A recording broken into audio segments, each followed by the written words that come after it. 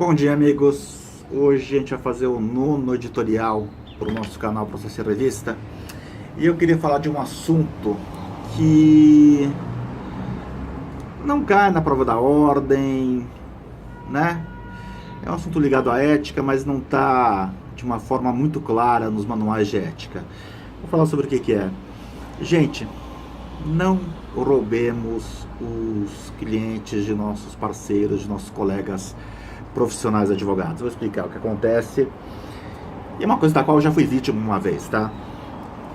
Na quinta-feira passada, um cliente meu, um grande amigo meu, inclusive, para que supostamente o advogado dele, numa ação bastante vultosa, estaria cometendo erros crassos no processo.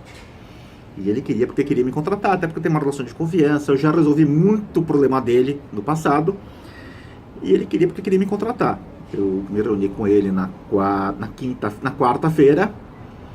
Virei para ele e falei: olha, você está me falando que o seu advogado cometeu erros, tá?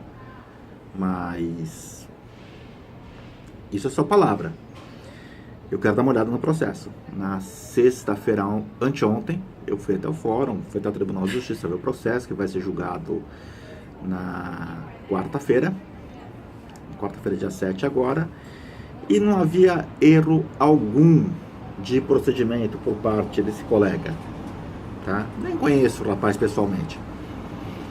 Mas não havia erro algum, tá?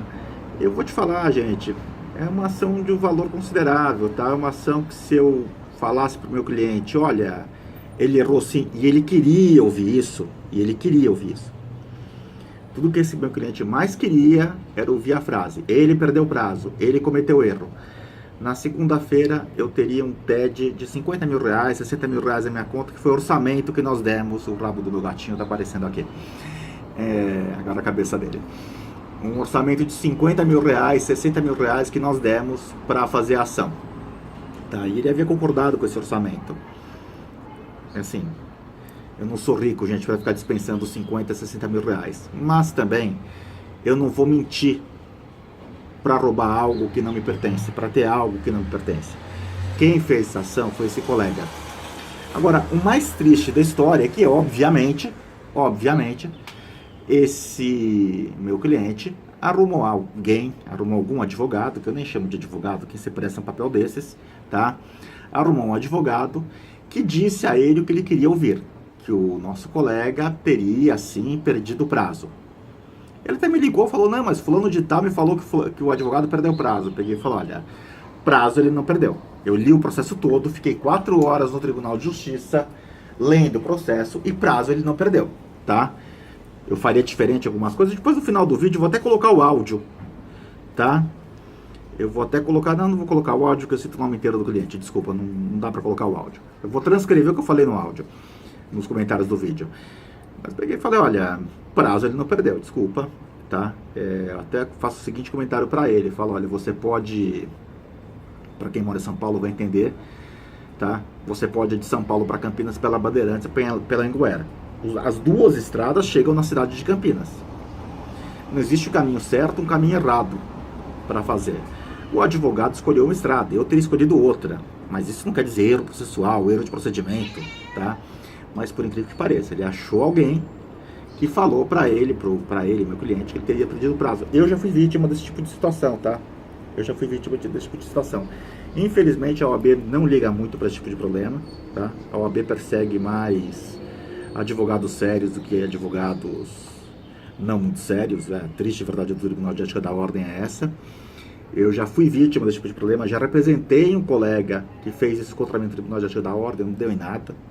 A representação foi arquivada, até ganhei no CIV uma ação de perdas e danos contra esse colega. Mas então é isso, gente.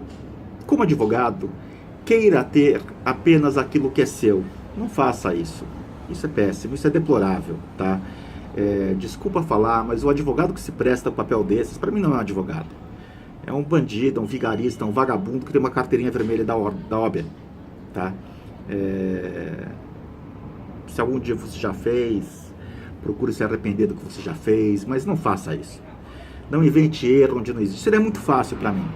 É assim, esse meu cliente me adora do ponto de vista pessoal, confie em mim do ponto de vista profissional, porque como eu já disse, eu já resolvi vários problemas muito sérios, mas muito sérios mesmo, para ele, inclusive alguns até em áreas que eu não atuo, como na criminal e de família, mas coordenando o trabalho de outros advogados, tá? Então, assim, seria muito fácil para mim, na sexta-feira, ter contado uma mentirinha para ele, ter falado o que ele queria, o que ele quisesse ouvir. Ele não tem que ser por e-mail, por WhatsApp, pode ser por telefone mesmo, para não deixar registro. Falar para ele o que ele quisesse ouvir.